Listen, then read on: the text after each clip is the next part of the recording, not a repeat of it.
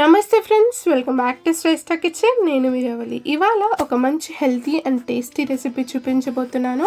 అదే మన మునగాకుతోని రెసిపీ అండి. మునగాకులో ఇలా కోడిగుడ్డు వేసి చూడండి, సూపర్గా ఉంటుంది. అసలు టేస్ట్ అయితే మాటల్లో చెప్పలేంది. చాలా అంటే చాలా కమ్మగా ఉంటుంది. దీన్ని వేడివేడి రైస్లోకి తిన్నా, చపాతీలోకి తిన్నా చాలా అంటే చాలా బాగుంటుంది. చాలా ఎంజాయ్ చేస్తూ తింటారు. మునగాకుతోని ఎన్నో రెసిపీస్ చేస్తూ ఉంటాం కదా. మునగాకు పప్పుచారు, మునగాకు పచ్చడి, మునగాకు కారం పొడి, ఇలా ఎన్నో రకాలుగా చేస్తూ ఉంటాము.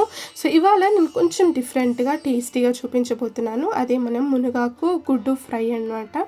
నాకు ఇక్కడ టెరెస్ గార్డెన్లోనే మునగాకు చెట్టు ఉందండి. ఇక్కడ చూసారా, ఆకు చాలా ఫ్రెష్గా ఉందని ఇక్కడ నేను మమ్మీతోని కోపిస్తున్నాను. మమ్మీ హార్వెస్ట్ చేస్తున్నారు ఇక్కడ మునగాకు ఆకుల్ని.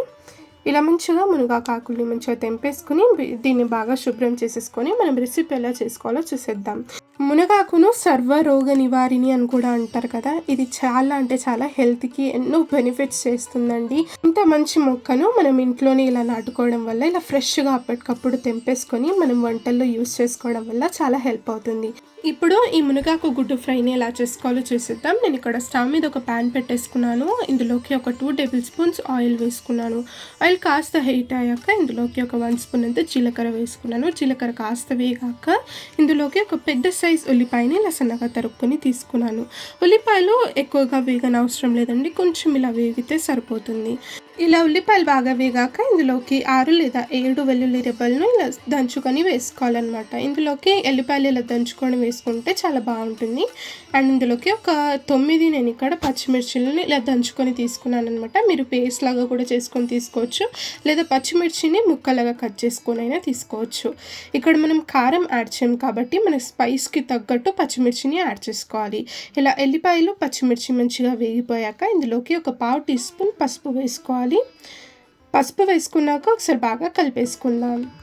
మిశ్రమం అంతా కూడా బాగా వేగాక ఇందులోకి మనం మునగాకును యాడ్ చేసుకోవాలి. చూసారా, నాకు మునగాకు ఇంత వచ్చింది. ఇదంతా కూడా ఇలా విరుచుకొని మంచిగా కడుక్కొని ఇందులోకి వేసుకోవాలన్నమాట. కాడలు ఏమి కూడా ఉండకుండా మనం ఆకులు మాత్రమే ఇందులోకి వేసుకోవాలి. ఇలా మునగాకు అంతా కూడా ఒకసారి వేసాక ఒకసారి బాగా కలిపేసుకుందాం. మునగాకును మనం ఎక్కువగా మగ్గించొద్దండి, కొంచెం సేపు మగ్గించుకుంటే సరిపోతుంది. ఎక్కువసేపు మగ్గించడం వల్ల అందులోని న్యూట్రియంట్స్ అన్నీ కూడా వెళ్ళిపోతాయి. సో అలా కాకుండా కొంచెం ఇలా మగ్గించుకుంటే సరిపోతుంది. ఇప్పుడు ఇందులోకి నేను ఇక్కడ గుడ్లు వేసేస్తున్నాను. నేను ఇక్కడ 4 ఎగ్స్ తీసుకుంటున్నాను.